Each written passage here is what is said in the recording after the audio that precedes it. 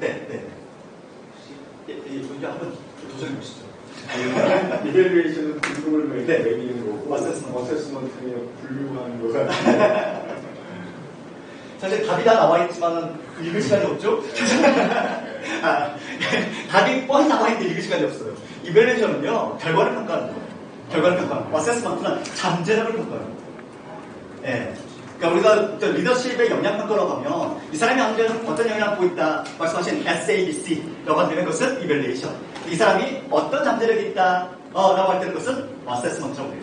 그러면 여러분들 조직에서 쓸 리더십 영향 모델인 건 이밸류에이션입니까? 어세스먼트입니까?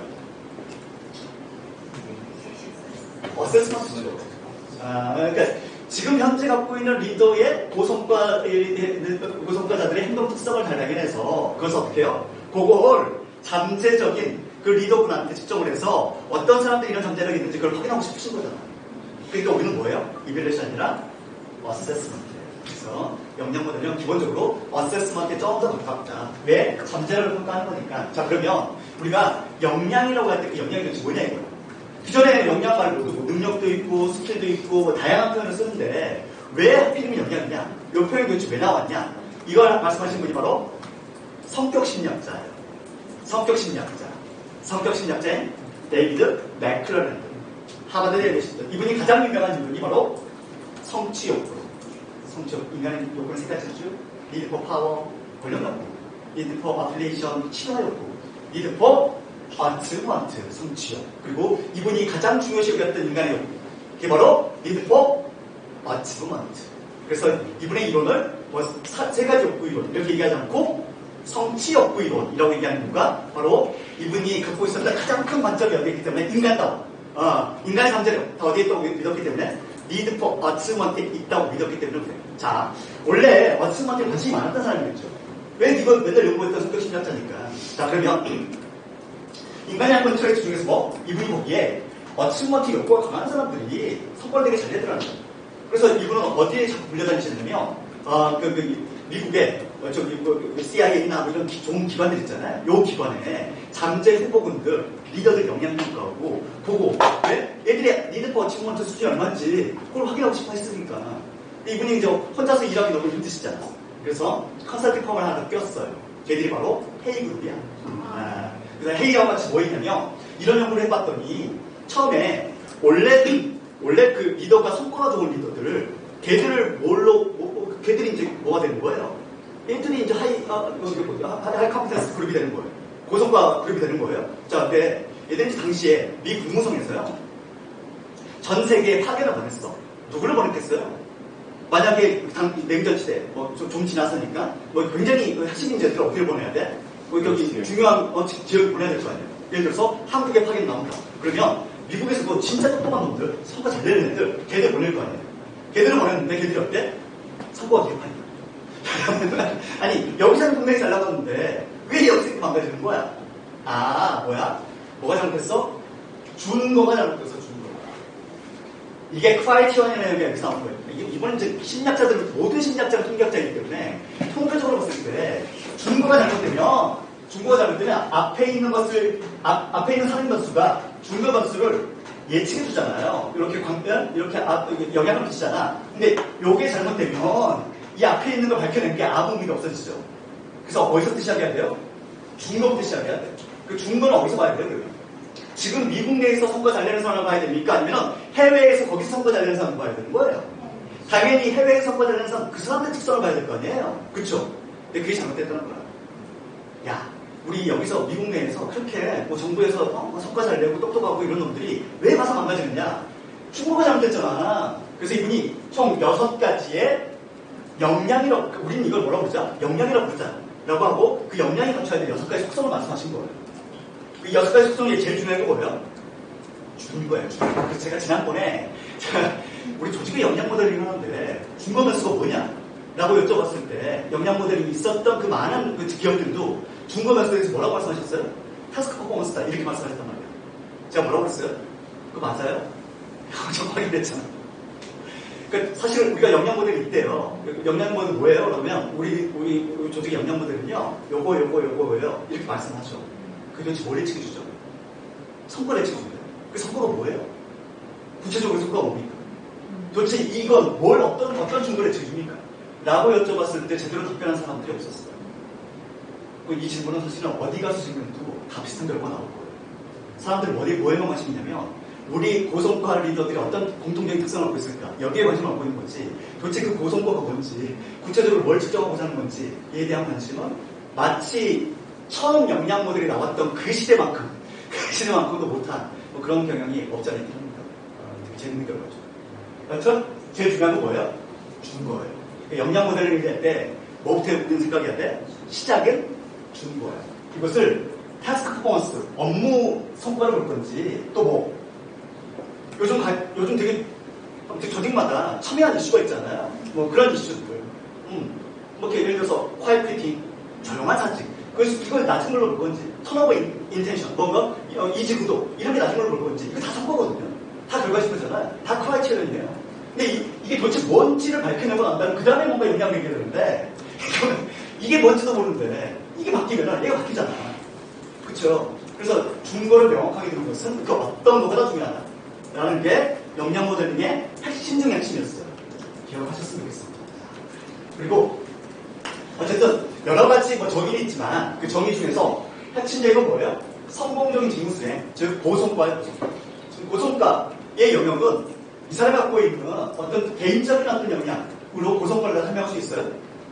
우리가 영양 모델링 할 때 요게 영향이 아니에요. 영양 모델링의 영향은 뭐 해야 돼요? 조직적 맥락이어야 돼요. 조직적 맥락에서 내는 그 뭔가예요. 그 직무에서의 내가 뭔가. 이 사람이 갖고 있는 특성들만 다 뽑는다고 해서 그게 영향이 돼요? 안 돼요. 그 갖고 있는 것들 중에서 뭐라는 영향이 있어야 돼? 자아가 있어야 되고 그 조직에서 특정 조직에서 성과를 낼 수 있는 거. 요 영역이 바로 뭐다? 이게 영향인데 사람들은 요걸 다 뽑아놓고 나서 이건 다 영향이라고 착각하는 영향들이 있더라. 그래서 무슨 소통 능력 이런 얘기 한단 말이에요.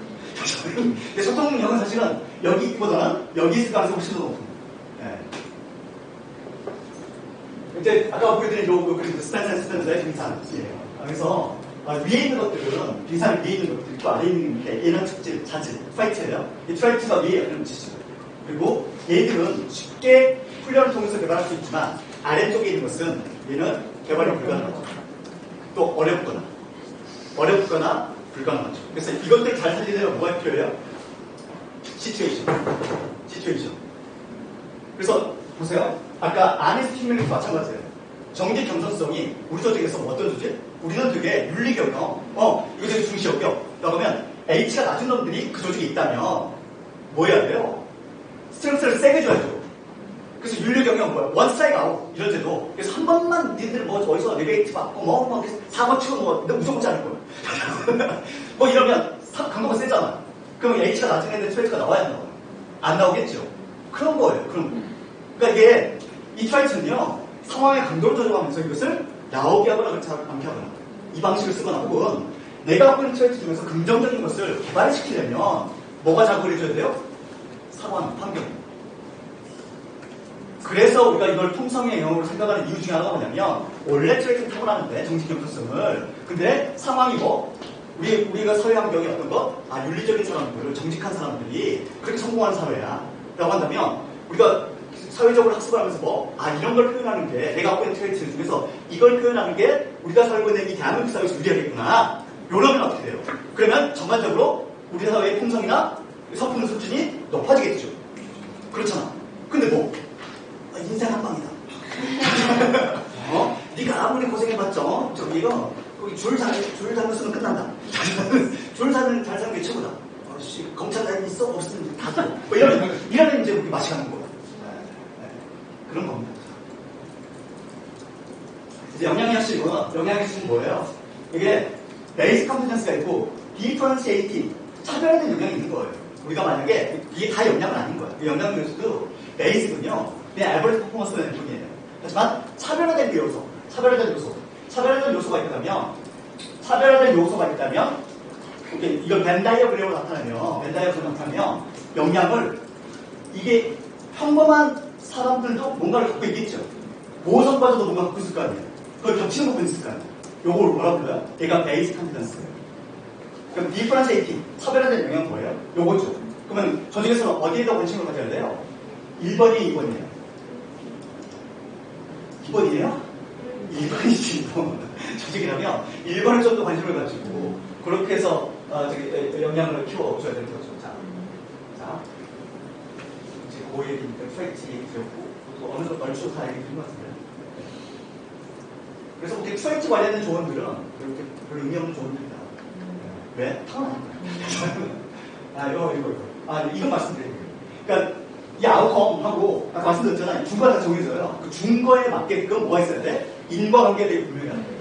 그래서 사실은 영양 모델링 할 때 제가 지난번에 그 통계를 그렇게 강조드린 이유가 바로 이유 때문에 그래요. 이런 인과 구조에서 명확하지 않은 원인을 인과라고 착각하거나, 그렇죠? 이런 결과가 나타나게 되면 우리는 더 이상 영양 모델을 좀 과학 아니면 논리적으로 선택하기 어렵거든요. 상세히 이걸 좀 따져봐야 돼요. 통계적으로 분석을 해봐야 돼요. 그리고 내가 분석된 결과가 미리 아마도 누군가는 미리 났다면 어딘가를 찾아보면서 어느 정도 인과관계가 있는지를 반드시 확인해야 돼요. 준거를 정하는 건 정말 중요하고 중거에 따라서 행동이 만들어지고 행동은 그 특성이 기반하기 때문에 이 모든 것에 인과 구조가 명확한 구조를 갖고 있는 그 영향이 좋은 영양 모델이다 라고 말씀을 좀 드렸었죠. 말씀드렸습니다. 넘어가겠습니다. 자, 이제 영양 모델을 개발할 때 우리가 처음부터 이걸 만들 수가 있겠죠. 그래서 우리 조직의 고성과를 일단 정의를 해. 그 특성에 맞는 사람들을 일단 뽑아. 그 사람들이 도대체 어떤 공통적인 특성이 있는지 일단 봐. 근데 그것만 봤을 때요? 아니죠.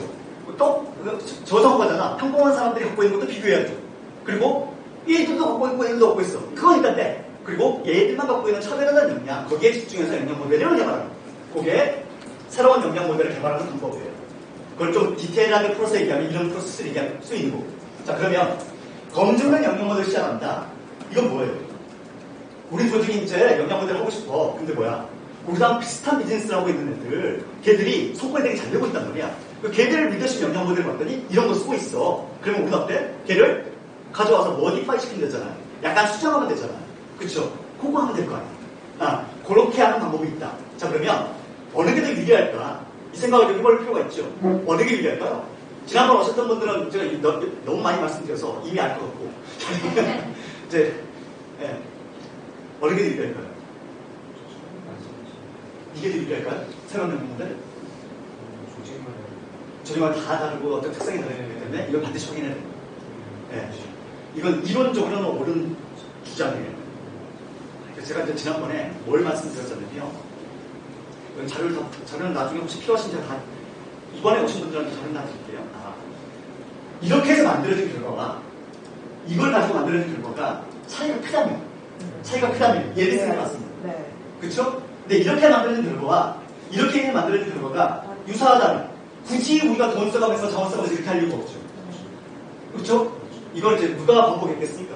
이 컨설팅을 제일 많이 하는 놈들이 이걸 반복했을 거 아니에요. 그걸 다 해봤을 거 아니에요. 처음에 컨설팅 의뢰를 받고 거기 가가지고 성과를 정의를 하고 그 다음에 원성과들을 뽑고 거기서 뭐 이렇게 FJ를 하든 BI를 하든 자꾸 뭔가를 해가지고 뭔가 발표냈고 그래서 만들어졌어. 근데 이 만들어진 게 기존에 얘들이 다른 조직에 가가지고 뭘 해가지고 나온 결과와 또 새로운 조직에 가서 나온 결과가 얘들이 거의 유사해.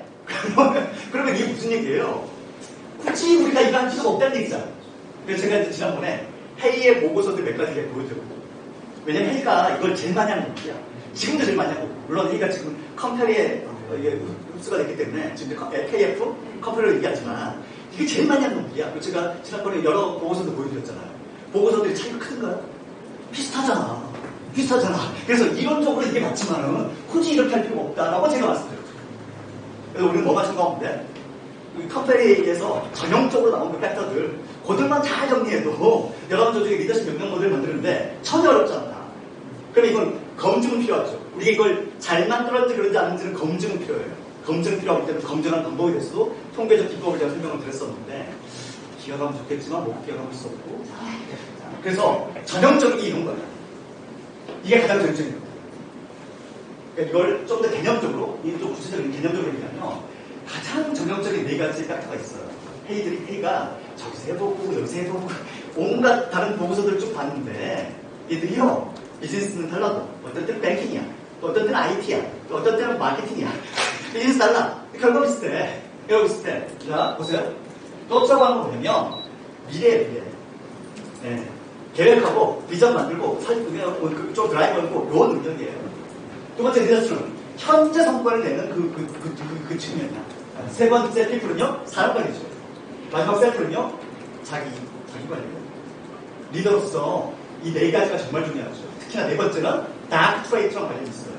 이게 떨어지는 사람들은 말씀드렸다시피 다크 트레이트가 잘 튀어나와요. 이게 잘 되는 사람들은 다크 트레이트를 잘 관리할 수 있어요. 여튼 이 네 가지는 어딜 가도 유사하더라. 그리고 이 네 가지는요, 회의에서 이 네 가지에 대해서 reliability, 신뢰도 분석을 했는데 신뢰도 분석은 꽤 높죠. 아까 제가 0.7 이상이면 수용 가능하다. 0.8 정도면 굉장히 훌륭하다. 어때요? 꽤 괜찮잖아요. MBTI하고는 비교가 안 돼요. 네, 그런 거 쓰지 마요. 네. 그래서 다른 어떤 카피던스 모델들도 이런 것들이 있다라고 보여드렸었죠. 그래서 영양 모델을 활용할 때 실제로 우리가 뭔가 만들고 나서 그 다음에 그 대상인 리더들이 그 영양 모델이 그래 우리 거 맞네요. 진짜 걔가 이걸 하게 되면 정말 뭔가 좀 변화할 것 같습니다. 라고 하는 게 희망을 심어줘야 될 거예요. 그러면 뭐가 필요해요? 일단 증거 기반이에요. 그러니까 그동안 우리가 만든 이것들이 어디에? 실제로 우리가 원하는 그 증거를 얼마나 잘 설명해 주는지 그 뭐가 필요해요? 그 증거가 에비던스가 필요해요. 뭘로? 통계로. 통계적인 증거를 반드시 제시해야 돼요. 그 외에 여기서 제일 중요한 게 뭐니까 2단계예요. 사람들은 1단계는 어렴풋이 알아. 하지만 2단계는요, 얘는 수용의 문제예요. 그러니까 이게 우리 조직의 리더십 영향모델로서 정말 중요하다고 수용을 해야 되잖아. 그 수용을 하기 위해서 뭐가 필요합니까? 통계적 증거로 설득하는 거죠. 이 과정을 HR에서 이걸 놓치고, 우리는 이걸, CEO도 이렇게 얘기했고, 우리는 이 방향으로 할 거니까 다 같이 합시다. 라고 한다고 해서 그 어떤 리더도 수용하지 않는다는 얘기예요.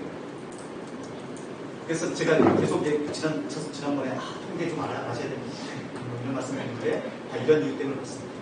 그리고 결정적으로 제가 사실 지난번에 리더십 영향 모델 등을 이틀 과정을 개설한 이유는요. 제가 어느 회사에 컨설팅 의뢰를 받았거든요. 그쪽에 리더십 영향에 대해서 좀 새롭게 좀 보고 싶대요. 그 전에 뭘 어떻게 하셨는데 그랬더니 어떤 컨설팅 펌에서 이렇게 해서 매년 한 번씩 측정을 하고 그리고 보고서를 쓰고 방향성을 잡고 거기에 따라서 조직 문화도 변화시키고 이런 많이 하시잖아요. 그거 하고 있다는 거예요. 그럼 제가 좀 봐도 됩니까? 당연히 좀 보셔야죠. 그거 줬어요. 그래서 보고서를 좀 봤거든요. 좀 납득이 잘 안 돼. 숫자를 보면 우리는 대충 가는 거니까. 혹시 로데이터 줄 수 있어요? 그랬더니 이렇게 로데이터를 엑셀로 그냥 말 그대로 로데이터 다운받아서 이게 무슨 정리된 자료가 아니라 그걸 주셨어. 제가 그것을 다시 변수명을 넣고 좀 이동을 한 다음에 그리고 분석을 해봤죠. 분석을 딱 돌려봤더니 너무 재밌게도 한 페이지에 숫자들이 여러 개가 있잖아요. 몇 개 숫자는 여기 나온 결과가 있지. 근데 몇 개 숫자는 전혀 다른 숫자를 써놨어. 이거 조작이야. 이건 완벽한 빼박이에요. 이건 완벽한 조작이거든. 그리고 그 조작된 수치를 기반으로 얘들이 보고서를 쓰는 거고. 나머지는 그대로니까 건드릴 이유가 없죠. 그런데 뭔가 좀 바꾼 것들, 그게 핵심이라고 우기면서 뭔가를 쓰기 시작했어요. 그리고 실제로 그 방향대로 뭔가 기업 문화도 하고 교육도 하고 이걸 몇 년째 하고 있었어. 몇 년째 찾고 있었던 거예요.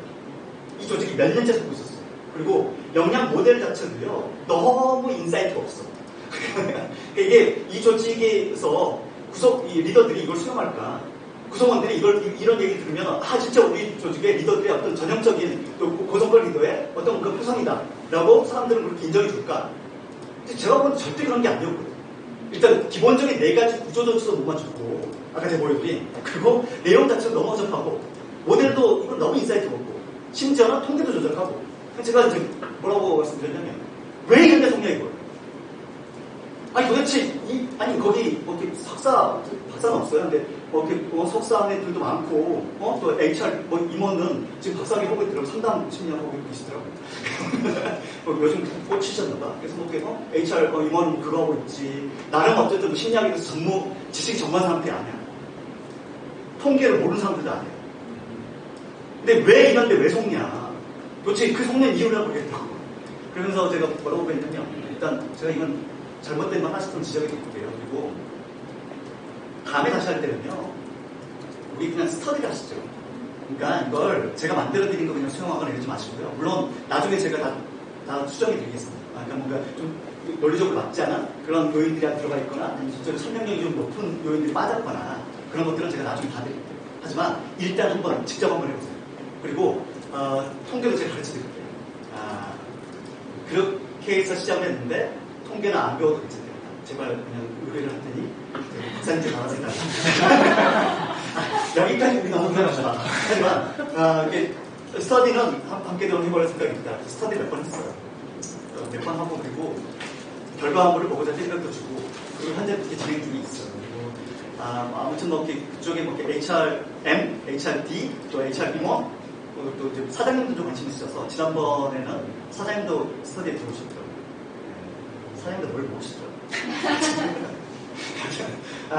그래서 핵심은 왜 이렇게 당하고 있냐?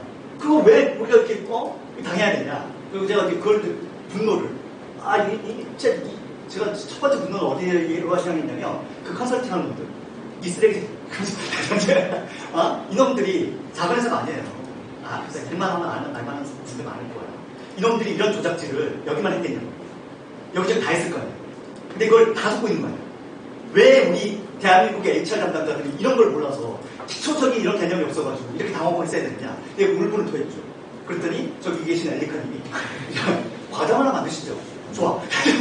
그래서 만들어진 게 지금 이분이 다 하셨어. 저는 그냥 울분만 토했을 뿐이에요.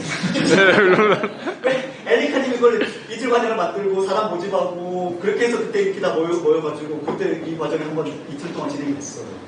근데 이틀 동안 진행되는 와중에서 전체 모형 중에서 이제 제가 뭘 강조를 했었냐면 이거 트레이트 이게 이제 컴펠의 기본 모형이에요. 근데 지금 현재 제가 장담컨대 제가 다양한 조직문화 컨설팅 보고서를 갖고 있지만은 이 기본 모형조차도 갖고 있지 못한 그런 보고서들이 무수해 훨씬 많아요. 무슨 얘기냐? 조절변이 빠져있어. 그냥 이것만 얘기해. 그러니까 우리의 리더십 영향 모델은 뭐야? 우리가 그냥 퍼포먼스, 애매한 용어를 써. 그냥 퍼포먼스예요. 그 앞에는 뭐야? 이러이러한 영향이야. 이게 이 퍼포먼스의 인과구조래. 그게 이제 여러분들 대부분의 조직의 리더십 영향 모델이에요. 이게 잘못된 거예요. 이거 아니야. 뭐가 필요하냐면 중간에 조절변이 필요해요. 조절변이 반드시 필요해요. 그래서 제가 지난번에 제가 생각하는 조절변으로서 가장 타당한 변이는 핵심가치 실천이다. 핵심가치 실천. 그러니까 우리가 갖고 있는 우리 조직에 아웃컴이 있을 거 아니에요. 이건 사실 잡 아웃컴, 오거나이제이션 아웃컴 다 포함한 거예요. 자, 이 아웃컴을 예측하는 뭐가 있어요? 역량이 있죠. 근데 이 역량이 뭐 할 수 있다? 인핸싱 될 수 있다. 제가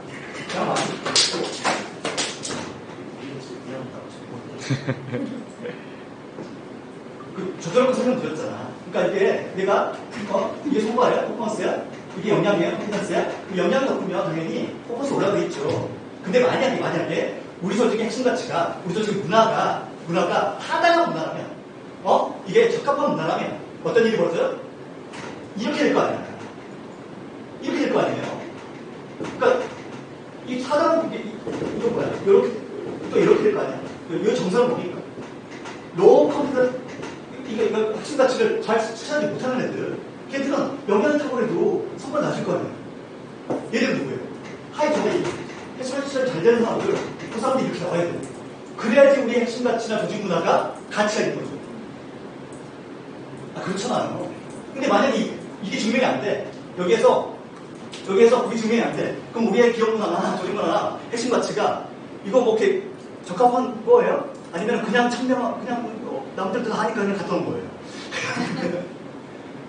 그럼 남들도 다 하니까 갖다 놓은 거야, 그냥. 그러니까 이걸 반드시 밝혀내야 돼요. 그래서 제가 요 조절 모형의 구조를 갖춘 게 리더십 역량 모델링을 우리가 측정을 할 때, 평가를 할 때 반드시 필요한 요인이다. 이거 좀 고민하셔야 된다.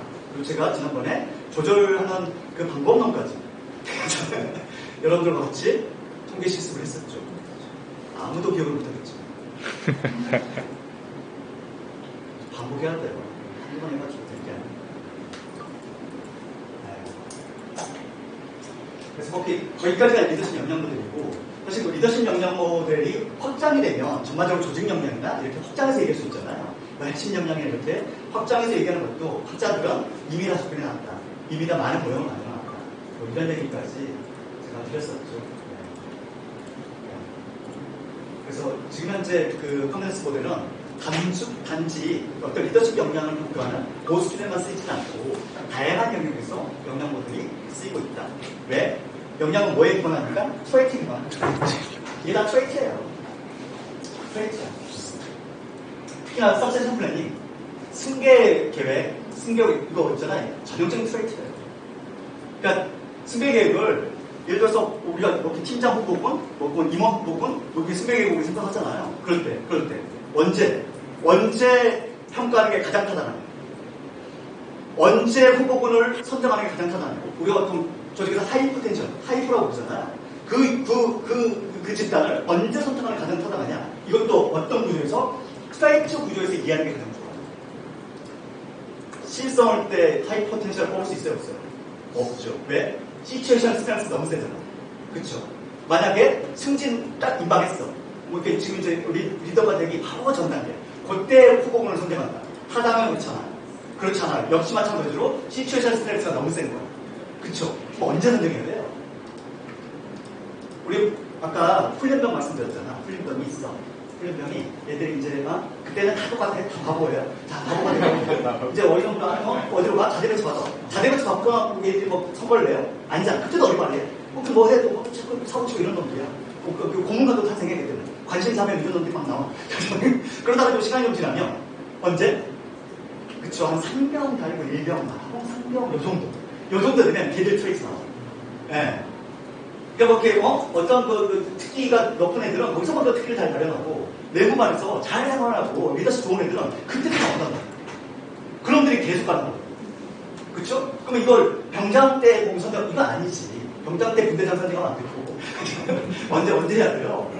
그때 1병 말고에서 3병 정도. 그때는 어때? 상황의 강도도 적절하고 개인의 트레이트도 나오고 그러면 그게 하이 포텐셜 그룹은 언제 뽑는 게 가장 타당합니까? 조직이라면 가장 정도예요. 가장 정도. 우리가 이런 트레이트의 구조를 알고 있으면은 이걸 언제 해야 될지 명확하게 감이 오잖아요. 이걸 모르면 어때요? 그냥 뭐 이렇게 이제 뭐 팀장 승진시켜야 되는데 누구를 승진시켜야 될지 나 지금부터 한번 따져보자. 우리 조직에서 성과를 잘 내는 사람이 도대체 누구인지 나 지금부터 한번 보자. 라고 하면 미안하지만 현재 성과를 잘 낼 수 있을지 모르겠지만 그 사람이 리딩을 잘할지 그 사람이 우리의 미래 비전에 적합한 인재일지는 확인이 불가능해요. 그런 겁니다. 그게 이제 지난 시간에 말씀드렸던 핵심적인 내용을 요약한 거예요. 궁금한 점 있으면 질문.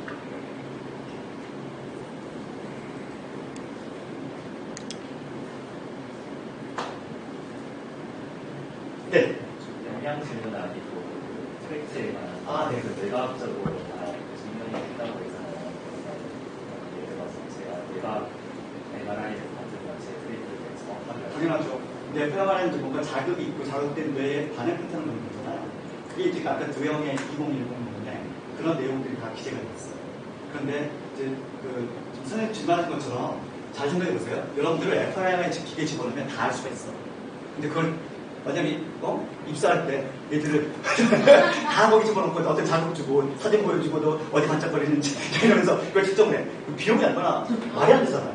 그렇잖아. 그러면 우리가 어떤 방식을 생각해 볼 필요가 있냐면 서베이, 빅5 서베이가 있잖아요. 그 서베이 결과와 FRI를 찍어서 나온 결과가 상관관계가 높아 일치한다면 굳이 우리가 뭐 할 필요가 없어요. 내 FRI를 찍어볼 필요가 없잖아. 이것만 해도 되는 거잖아요. 다행히도. 지금 쌤 질문하신 게 너무 다행이고요. 이 설문이 타당도가 굉장히 높아서 얘를 정확하게 측정을 하잖아요. 그럼 뭘 할 수 있어요? FMR을 굳이 찍지 않아도 알 수 있어요.